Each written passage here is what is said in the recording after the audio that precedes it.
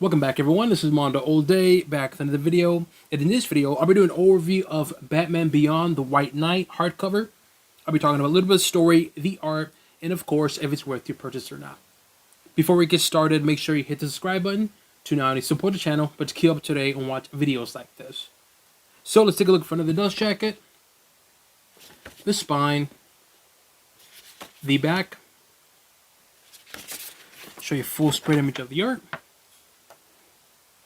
Alright, put this to the side, front of the book, the spine, the back. I really like this art, and I'll show you a full spread image of the art. Alright, now let's take a look at what's inside. So, what is this book about? So the book starts off with Derek Powers has taken over all of Wayne's assets, and I mean all of it. Every single penny, any last dime, he has taken over Wayne's assets and is looking for Batman's special suit, or his greatest suit, which we all know is going to be the Batman Beyond, as you can see clearly here in the first couple of pages of the first story. And that's that for that particular story. I don't want to say too much, but I'll talk about that in a little bit. So as the story progresses, Harley Quinn's daughter goes missing. So now Bruce Wayne has to get out of prison to find Harley Quinn's daughter, but more importantly, investigate and kind of wonder why Derek Powers is wanting his special suit, aka Batman Beyond suit. With that said, I absolutely love this book. Yes, the premise is very simple, and I've said it before, and I'll say it again. You can tell or have a simple premise story, because it really is simple. It's literally villain takes Batman's gadgets, and now Batman has to take those gadgets back. That's essentially what the book is. But you can have a simple premise story, but it's how you execute it, how you tell your version of that simple premise. With that said, this is a fantastic book. The writing on here is fantastic. You really do care about these characters. For one, Bruce Wayne has a character arc. There's one part of the story where he has a panic attack. Yes, think about that for a moment. Bruce Wayne, Batman, has a panic attack. We all know Batman as being confident, in control of himself and his emotions, always has a plan. And in this story, he has, again, panic attack. He's vulnerable. And not just once or twice, multiple times. There's even one part of the story to where Batman's doing something, which I don't want to say what, and right in the moment where he has to do Batman things, I guess you could say, he has a panic attack. And again, it's a vulnerability to him. But there is a point to it. There's a purpose for that character arc. I'm not going to say what or why or whatever, but in the context of the story in this book, it makes a lot of sense, and I agree with what they're trying to do. Again, I'm trying to be vague, so I don't want to spoil anything.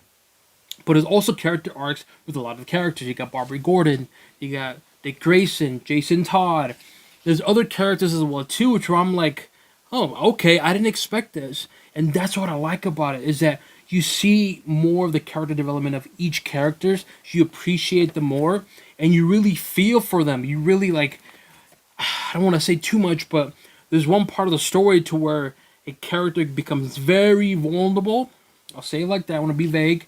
And you feel for this character. You're like, damn, I understand why you went through what you went through. I understand why you feel what you felt. And it makes logical sense. And that's what I like about this book, is that Sean Murphy did a fantastic job for making the reader appreciate it and really like these characters. And you want to root for these characters. And with that character arc appears, you're like, okay, I get it, and it makes logical sense. There are some twists and turns, and there's a lot of them throughout this whole book, and I enjoyed every second of it. And I'm telling you, there's a lot of twists and turns. The more you read, the more you're like, wait, what? This character and this character, what? It just gets crazy, but it's a lot of fun. Now, keep in mind, though, this is an Elseworld story, so a lot of the origin story is going to be different than what we normally know. So, for instance, I'll just give one, you can kind of get an idea. We all know that Dick Grayson for the first Robin. In this particular book, he's not the first Robin. I'll leave it like that. And again, in the context of the book, it makes sense. And yeah, I don't want to say too much, but I'm telling you, there's a lot of twists and turns, especially towards the end. Because towards the end, There's some cameos for certain characters, and the way this book ends, it's like, okay, I see what you're doing, Sean Murphy. I see what you're doing. One of my favorite things about this book is going to be the banter between a lot of the characters.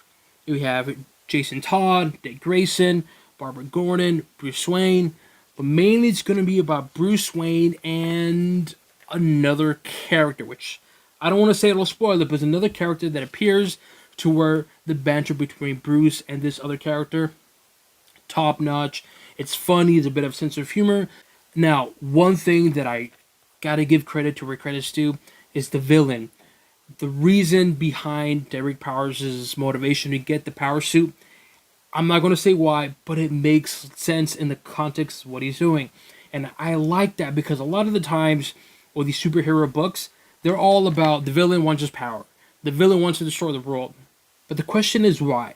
And in this book, there is a answer to why he's doing what he's doing. I'm not going to spoil it, but it makes logical sense to where you're like, I understand why Derek Powers is doing what he's doing, and you want to root for him, but at the same time, the way he did it, I'll leave it to you so you can read.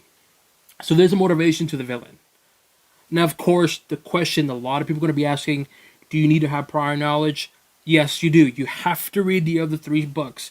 You're going to have to read Batman the White Knight, Batman Curse of the White Knight, and of course, Batman Harley Quinn the White Knight. Because if you don't, you're probably going to be lost. So, if you've never heard of a character named Jack, you're going to be lost. If you've never heard of the phrase or saying of Bruce Wayne is not a real Wayne, you're going to be lost. Because they do reference a lot of those books, especially that first book. And I'm telling you right now, 3/4 into this book, they do going to reference a lot what happens in the first book. So, yes, you need to have prior knowledge. Keep that in mind. Pacing is about average. There are some moments where it slows down just a bit, but for the majority of the time, it's going to be average. Paper quality, it's my favorite. It's going to be the nice glossy, which I like. The art, I really enjoy the art. It's like an 80s, but with a modern twist to it. And I really, really like. And I can see some people may not like the art, but for me, I really like the art. The art style, it's unique and a little different. And in the context of this whole entire Batman universe by Sean Murphy, I like it. So there's that. Overall, what I think about the book, I absolutely love this book. The story, simple, but it makes logical sense. The villain has a motivation and reason behind his actions.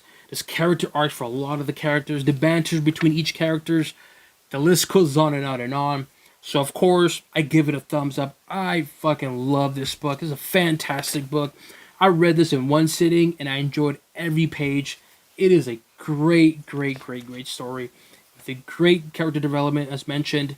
And the surprises. I'm telling you, the surprises that come in toward the end, you're going to be like, what the hell?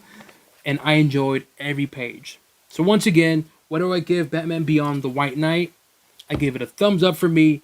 Definitely recommend getting this book. I'm so glad I got it. And I'm sure they're going to make an omnibus because they have so much content they can put in one big, large omnibus. And yes, I will be buying the omnibus even though I have all the hardcovers.